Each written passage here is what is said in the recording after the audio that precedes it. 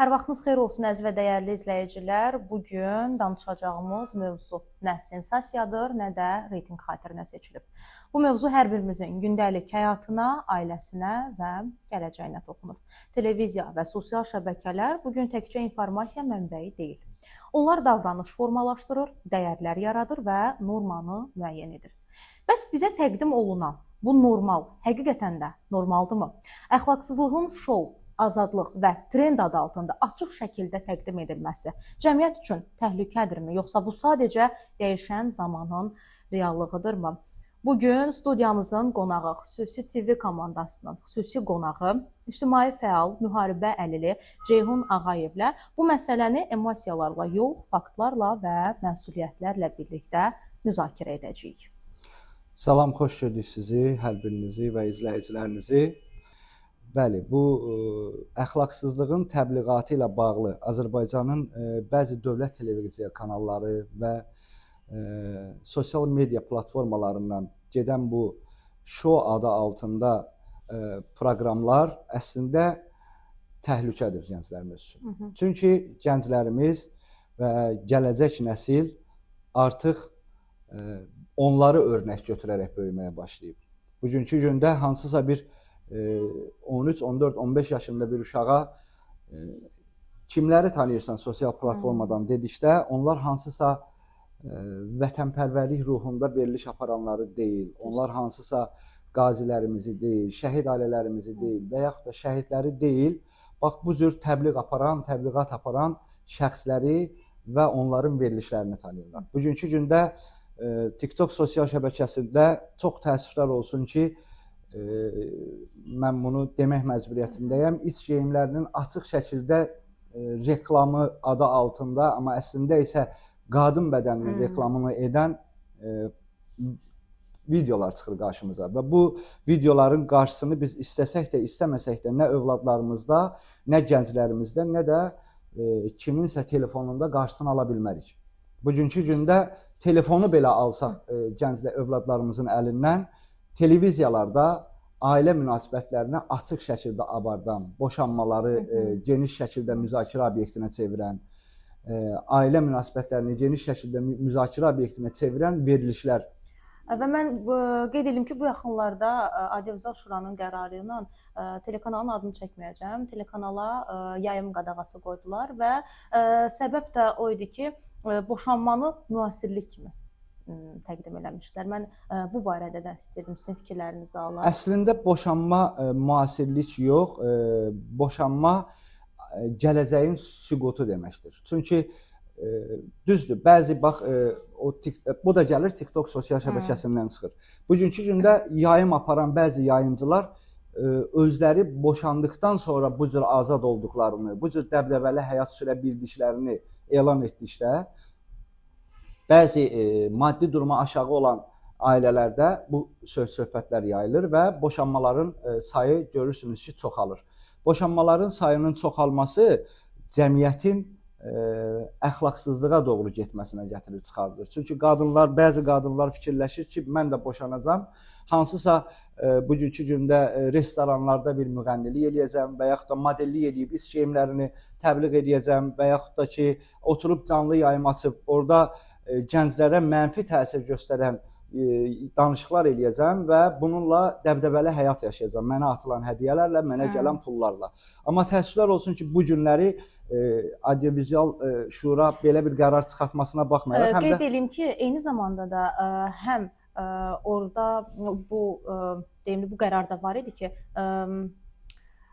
boşanma əxlaqsızlıqdır kimi də təbliğ eləməyə qadağa etmişdi Audiovizual Şura. Elə bil ki, belə başa salımda həm müasirlik kimi də yox, əxlaqsızlıq kimi də yox demişdi. Bilirsiniz, ümumiyyətcə bu cür verilişləri təbliğ eləyən, bunun təbliğatının özə əxlaqsızlıqdır. İstər bunu yaxşı mənada ailə məişət problemlərini geniş şəkildə müzakirə obyektinə çevirmək, yaxşı və ya pis mənada kişi və qadın münasibətlərini ortaya qoymaq, sərgiləməyin özü bir əxlaqsızlıqdır mənim düşüncəmdə. Çünki Bu sizin şəxsi fikrinizdir. Bəli, çünki bugünkü gündə biz hansısa ailə münasibətlərini, qaynana gəlin münasibətlərini açıq şəkildə çıxardıb əgər bu gün təbliğ ediriksə, ər-arvad münasibətlərini, verilişlərdə ərlə arvadın açıq davalarını görmüşdük. Əvvəllər canlı yayımlar bir neçə dəqiqə fasilə ilə gedirdi ki, hansısa bir məsələ olduqda onu kəssinlər. Bugünkü gündə təəssüf ki, gedir, amma kəsən yoxdur.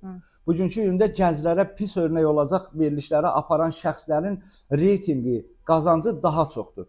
Qazi adı ilə bir verilişə bir nəfəri heç qazi olmayan, veteran olmayan bir nəfəri çağırırlar verilişə və hansısa bir imkanlı şəxsin ona ev verməsini tələb edirlər. Verir də evi. 120 min manatlıq evi həmin o qazi adına verilmiş şəxsə 33 min manata satdırırlar. Bunun özü həmin o verilişin aparan şəxslərin hansısa bir böyük bir dələduzluq faktorunu ortaya çıxarır. Verən şəxsin özü hətta belə deyir ki, mən onu qazi bilmişəm. Araşdırırıq, adam nə müharibə iştirakçısıdır, statusu var, nə müharibə əlilidir. Bugünkü gündə fenomenlər deyək də belə, dırnaqarası fenomenlərin sosial mediadan aldıqları hədiyyələrdən hansısa şəhid ailəsinə və qaziyə yardım etməyini özünə qalxan kimi, gələcəkdə problemi olanda sipər kimi istifadə eləməyə gedir. Əgər biz bu günləri hansısa bir qazinin və yaxud da şəhid ailəsinin sosial durumunun aşağı olmasını görüb də ona yardım ediriksə, gələcəkdə ondan kömək istəməməliyik. Amma təəssüflər olsun ki, bu günləri kimisə canlı yayımda problemi çıxan kimi dərhal şəhid ailələrini dəvət edir ora və şəhid ailələrindən yardım istəyir. Şəhid ailələrin bu günləri həmin şəxslərin elə adlarını da deyəcəm, ləqəbləri ilə tanıyıram onu. Ləman 41-dir, Sakodur, Babeş Cabbarovun Baboş ləqəbi ilə çıxış edən Baboşdur. Gənclərimiz onları tanıdığına sevinir. Gənclər bu günləri onları şəhərdə gördükdə onlarla şəkil çəkdirməyə özlərinə qürur verirlər. Amma bu günləri hansısa bir qazi və yaxud da şəhid, gəlin görək nə qədər vətən müharibəsi qəhrəmanı, yaşayan vətən müharibəsi qəhrəmanı var. Gəlin sual verək, biriniz hansısa bir vətən müharibəsi qəhrəmanını görmüsünüzmü? Görəndə tanıyırsınızmı və tanıyanda onunla şəkil çəkdirmisinizmi? Xeyr. Bugünkü gündə ancaq dırnaqarası qəhrəmanların hansısa bir restoranlara aparıb açılışını etdirmək, orada reklam etdirmək, orada reklam edərkən də əxlaqsızlığı yenə deyirəm, əxlaqsız davranışları orada olub da, yəni bunun belə deyək, geyim paltarlarında, geyimlərdə, hətta qadın geyimlərinin belə açıq-saçıq qadın geyimlərinin belə açıq-saçıq təbliğatı bu özü gənclərimiz üçün pis örnəkdir. Və bu günləri Milli Məclisdə mən eşitdim bu yaxınlarda ki, qərar çıxardılıbdır ki, bu cür yayımlar aparan, bu cür verilişlər, açıq-saçıq geyimli videoları paylaşan şəxslər cərimələnəcək. Amma təəssüf ki, hələ də bu yayımların qarşısı alınmır. Bu günləri onlar məcbur edirlər ki, xaricdə oturan Azərbaycanlı ictimai fəallar onların vasitəsilə Azərbaycan polisini söysünlər. Onların vasitəsilə dövlət əleyhinə çıxışlar etsinlər. Onlar nə tələb edirlər? Onlar tələb edirlər ki, gənclərə pis örnək olacaq verilişləri paylaşmayın, yayımlar aparmayın. Aparırsınızsa cəzalar etməyin. Mən bu günləri bir Azərbaycan qadını işləyən apteka necə girib oradan doktorskaya kalbasa istəyə bilərəm? Mən bu gün Azərbaycan xanımının, imkansız Azərbaycan xanımının işlədiyi bir marketdə necə almanı yeyib onun başına ata bilərəm? Axı o 400 manata, 450 manata, 500 manata ailəsini dolandırmaq üçün orada işləyir. Bu o demək deyil ki, izləyici kütləsinin reytinqi xatirinə. Bu günləri mən o günləri Baboşun bir cəzası var idi, çox günüz bir cəzadır. Uduzsan, yeri qazacaqsan, başını yerə salıb dəvə quşu formasında dayanacaqsan. Bu gənclərə hansı örnek ola bilər? Bunu mən sizə qeyd edirəm ki, xalq dəstəklir. Deyirsiniz ki, qeyd etdiniz ki, müəyyən açılışlar var ki, hansı ki, bu insanlar ora dəvət alırlar. Və onların da kifayət qədər izləyici kütləsi var və reyting qazandırır.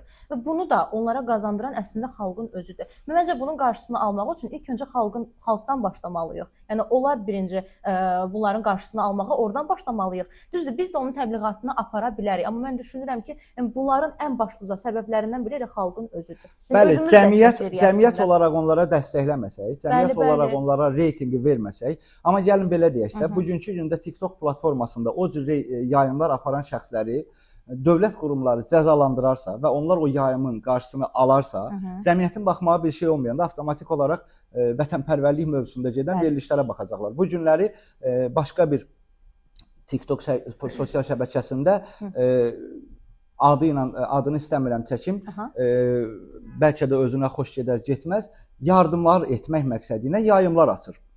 Cəmiyyət orada da var. 15 min, 20 min canlı yayımda izləyici olur. Və həqiqətən ehtiyacı olan ailələri çıxardır, danışdırır, görüntülərini görür və nəyə ehtiyacın olduğunda deyir ki, öz kartını de 5 dəqiqə, sənə vaxt verirəm, öz kartını de, həmin yardımı yığ. Və cəmiyyət olaraq, xalq olaraq ona dəstək oluruq. Mən dünənləri baxdım, bir imkansız qadını, 4 uşağı olan bir qadına 4 dəqiqə içində 700 manat pul yığıldı. 5 uşağı olan bir imkansız ataya 8-9 dəqiqə içində 1030 manat pul yığıldı. Demək ki, cəmiyyət olaraq biz yaxşılığı etmək istəyən cəmiyyətik. Amma bizi yönətmək lazımdır. Cəmiyyəti istiqamətləndirmək lazımdır. İstiqamətin də nə olmalıdır? Həmin yayımçılara cəzalar vermək və qadağalar qoymaq üçün bu cür yayımı aparmayın. Sizin izləyici kütləniz var. Nə gözəl olar ki, siz həmin o izləmədə xeyirxah işlərlə məşğul olasınız. Onu da edə bilmirsiniz. Vətənpərvərlik təbliğatı mövzusunu aparın. Bu günləri 44 günlük vətən müharibəsindən sonra müharibənin bitməsi o demək deyil ki, erməni bizə qarşı yenidən təxribat yaratmayacaq. Bu o demək deyil ki, bizim torpaqlarımız yenə təhlükə altında deyil. Biz bu günləri çalışmalıyıq ki, 3000 şəhidin, 30 mindən artıq şəhidin belə deyək, 20 min, 30 mindən artıq qazinin sayəsində geri qayıtmış 20% torpaqlarımızı gələcəkdə də qoruyaq. Biz bunu qorumaq üçün də gənclərdə vətənpərvərlik, sizlər, bizlər nə ilə böyümüşdük? Çingiz Mustafayevin kadrları ilə, bizlər televiziya kanallarında, ANS TV-də, digər televiziya kanallarında xalqımıza qarşı olan zülmü, zilləti izləyə-izləyə böyümüşdük və məktəblərimizdə, həmin vaxtda sosial şəbəkə geniş təbliğ olunmurdu, amma məktəblərimizdə müəllimlərimiz bizə vətənə sevgini aşılamışdı. Və ona görə də müharibə zamanı gənclərimiz gözlərini heç nə düşünmədən müharibəyə getdilər. Bu təbliğatın nəticəsidir. Bu günləri əgər biz vətənpərvərliyi təbliğ edən verilişlər, erməni daşnaqçılarının nə olsun ki, müharibə bitib, nə olsun ki, razılaşmalarımız var, amma onların biz unutqan xalq deyil, yaxı olmamalıyıq unutqan xalq. Bəli, cəmiyyətin böyük əsəriyyəti unutqan cəmiyyətdir. Bunu biz 2021-ci ildən 21-ci ilə keçən dekabrın 31-ci günü hələ şəhidlərimizin torpağı soyulmamış atəşfəşanlıqdan gördük ki, biz unutqan xalqıq. O şəhidləri unutmaqla gördük və bu il mən hər il dekabr ayının 31-də Şəhidlər Xiyabanında saat 12-ni şəhid anaları ilə keçirdirəm. Və ildən ilə o cəmiyyətin ora ziyarətini azaldığını görürəm. İldən ilə o ziyarətin azalmasının səbəbi nədir? Bugünkü gündə Baboşun, Sakonun, Ləmanın, digərlərinin gənclərin milli qeyrəti öldürülməsidir. Gənclərdə milli qeyrəti öldürürlər. Bunun özü bir cinayətdir. Bu nəinki əxlaqsızlığın təbliği. Hətta gənclərdə milli qeyrəti öldürməklə cinayət işinə var. Bunlar cinayətə əl atırlar. Çünki bu günləri biz gənclər bir xalqın əgər məhv etmək istəyirsənsə bir dilini, bir mədəniyyətini öldür. Bizim bugünkü gündə dilimiz də demək olar ki, dəyişib. Gənclərin yarısı ingilis, yarısı da rus dilində danışır. Azərbaycan dilində danışan gənc çox azdır. Həm də milli qeyrətimiz ölür. Bu günləri 12 saat, 15 saat işləyən bir kişi, aylıq 600 manat alan bir kişi baxır ki, Baboş kimi qadın simasında çıxış edir və o canlı yayımında 4 dəqiqə ərzində 600 manat pul qazanır.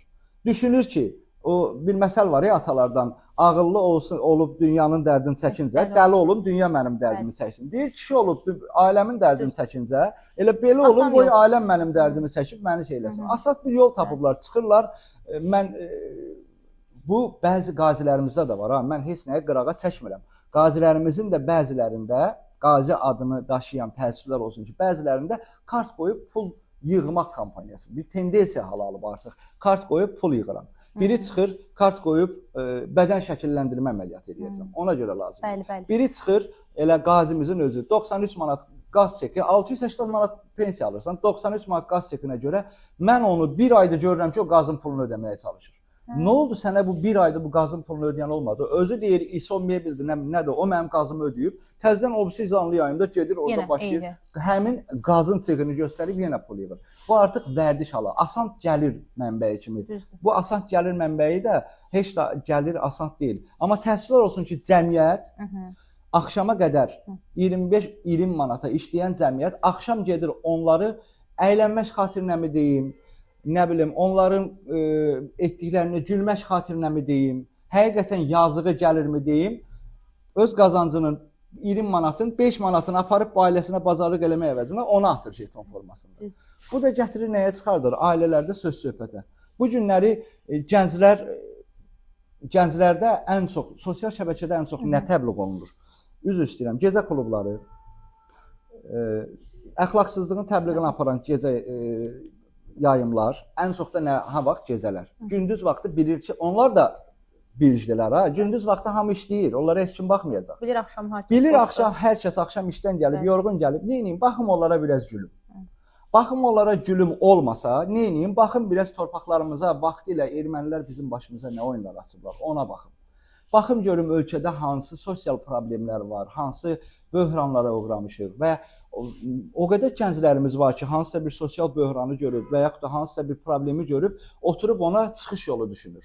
Və bu günləri gənclərin böyük əksəriyyəti bu çıxış yollarını xarici şirkətlərdə təqdim edə bilir. Bu günləri Mədəniyyət Nazirliyinin müşaviri əgər çıxıb deyirsə ki, televiziya verilişlərində aparılan proqramlar əgər sizin övladlarınızı pozursa, siz onları televiziyada baxmağa qoymayın. Bu o deməkdir ki, Mədəniyyət Nazirliyi özü də dəstəkləyir. Biz Mədəniyyət Nazirliyinə, mən dəfələrlə şahid olmuşam, Mədəniyyət Nazirliyinə Qarabağ müharibəsindən haqqında çəkilən verilişlərlə bağlı müraciət olunub, maliyyə ayrılmasına bağlı ayrımırlar. Amma nəyə ayrılırlar? Hansı seriallar gedir bugünkü gündə? Yenə boşanmalar, yenə cinayət, yenə narkomaniya, yenə polislə ictimaiyyət arasında olan problemlər. Niyə axı televiziya verilişləri həm belə şeyləri təbliğ edir, həm əxlaqsızlığı təbliğ edir? Olmaz ki, verilişlər çəkilsin. 44 gün Vətən müharibəsi ərzində mən təşrif eləmişdim, bir neçə televiziya kanalına təşrif elədim, onu qəbul etmədilər. 44 günlük Vətən müharibəsində anım günündən 27 sentyabrdan 8 noyabra qədər hər bir qazini harda yaralanıb, həmin yerdə aparıb, haqqında 3-4 dəqiqəlik bir veriliş çəkmək olardı. Döyüşün gedişatı barədə. Gənclər nə eləyərdi? Gənclər, biz adi məktəblərdə, orta məktəblərdə vətənpərvərliyin təbliğatı ilə biz tədbirlər keçirdirik, universitetlərdə keçirmişik, dəfələrlə keçirmişik. Gənclərə bizim real video görüntülərini eləyəndə onlar düşmənə nifrət, vətənə sevgini hiss edirlər öz içlərində. Və onun nəticəsi idi ki, bizim ekofəyallarımız günlərlə, aylarla Xankəndi yolunda etiraz etdilər. Soyuğa baxmadan, istiyə baxmadan, nə bilim, şəraitsizliyə baxmadan. Gəlin bu günləri həmin o problemi bir də işıqlandıraq. Görək hansı gənclər gedəcək ora?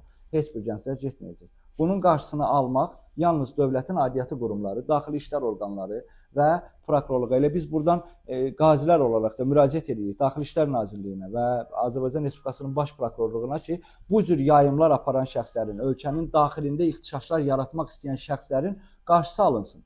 Onlara müvafiq cərimələr tətbiq edilsin, müvafiq qadağalar qoyulsun ki, gənclər artıq sosial şəbəkədə onu görmədikdə məcbur digər videolara baxacaqlar və izləyici kütləsi ora axın edəcək. Ceyhun bəy, dəvətimizi qəbul edib gəldiyiniz üçün sizə çox təşəkkür edirik və əziz izləyicilər, əxlaqsızlığın təbliğinin qarşısını almaq üçün sizin hansı fikirləriniz var? Rəy bölməsində yazın, biz də oxuyaq.